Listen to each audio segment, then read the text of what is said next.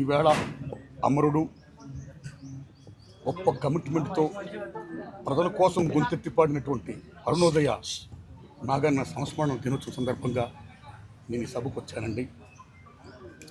ముఖ్యంగా నాగన్న ఏ ప్రజల కోసం పాడాడో, ఏ ఆశయాల కోసం తన జీవితాన్ని అంకితం చేశాడో, త్యాగం చేశాడో అది చిరస్మరణీయం.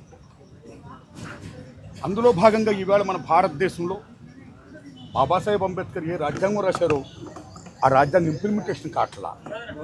ది సేమ్ టైం ఒక ఉదాహరణ తీసుకోండి, ప్రశ్నాపత్రాలు అనేది స్వేచ్ఛగా ఉండాలన్నాడు అంబేద్కర్. మహానుభావుడు కానీ పెద్దలు కానీ ఎవరైనా సరే మాస్టర్లు ఎవరు నిజాయితీగా రాస్తారో, ఎవరు మంచిగా రాస్తారో వాళ్ళు పాస్ అయితే వాళ్ళ జ్ఞానాన్ని, ఈ మానవ వనరుల శక్తిని, వాళ్ళ జ్ఞానాన్ని ఉపయోగించి విశ్వసౌధాన్ని నిర్మిస్తారు. అలా బాగా రాసినోడు పాస్ అయితే, ఉద్యోగం చేస్తే ఒక నిర్మాణం జరుగుతుంది, బ్రిడ్జి నిలబడుతుంది. ఒక పేషెంట్ పోతాడు డాక్టర్ అయితే, ఓ ఇంజనీర్ అయితే బ్రిడ్జి నిలబడుతుంది, ఒక మాస్టర్ అయితే మంచి పటా చెప్తాడు. అలా కాకుండా చూసి రాసిన వాడు కన్నా ఒక ఇంజనీరో డాక్టరు అయితే బ్రిడ్జి కూలిపోతుందా, నిలబడుతుందా? కూలిపోతుంది. పేషెంట్ పోతాడా, చనిపోతాడు. ఉపాధ్యాయుడు మంచి పడ చెప్తాడు, చెప్పడు. కాబట్టి చూసి రాయడం అనేది ఒక ఆటం బాంబు కంటే, రెండో ప్రపంచ యుద్ధంలో అమెరికా వాడు జపాన్పై వేసిన, నాగసాకి హీరోషిమా మీద వేసినటువంటి ఆటం బాంబుల కంటే, హైడ్రోజన్ బాంబుల కంటే డేంజర్ చూసి రాయడం అనేది. అలాంటి నీట్ పరీక్షల్లో నీట్ పరీక్షలో జరగడం వల్ల ఆ మహానుభావుడు సువంగానే నాయకత్వంలో వీళ్ళ భారతదేశంలో పెద్ద ఉద్యమం జరుగుతుంది. విద్యార్థులు బయటకు వచ్చారు. విద్యార్థులు బయట రావడం కాదు, జంతర్ మంతర్ దగ్గర ఈవేళ వాళ్ళు అమోఘంగా వాళ్ళు ఈ రాజ్యాన్ని ప్రశ్నిస్తున్నారు. ప్రశ్నించడమే కాదు, రాజ్యం దిగిపోవాలి, చూసి రాసిన వాడికి శిక్ష పడకపోతే అన్నంతగా ఉద్యమం చేస్తున్నారు.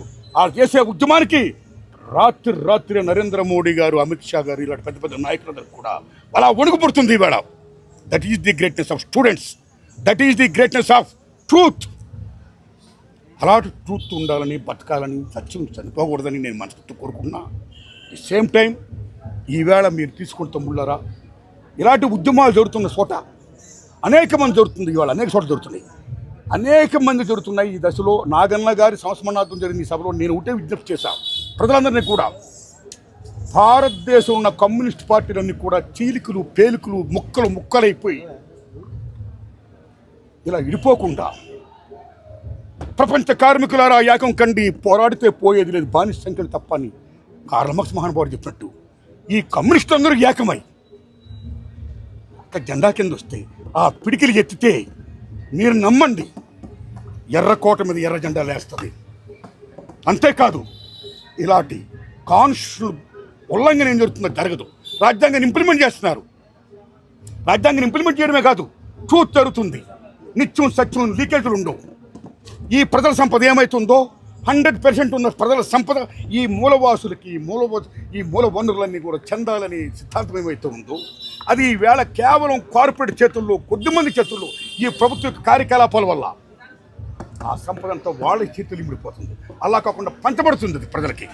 అందుకని కమ్యూనిస్టులు రావాలంటే ఏకం కావాలంటే ప్రజలందరూ కూడా ఒత్తిడి తీసుకుని రావాలి. అప్పుడే సమసమాజం వస్తుంది, అందరూ బాగుంటారు అని నేను విజ్ఞప్తి చేసా.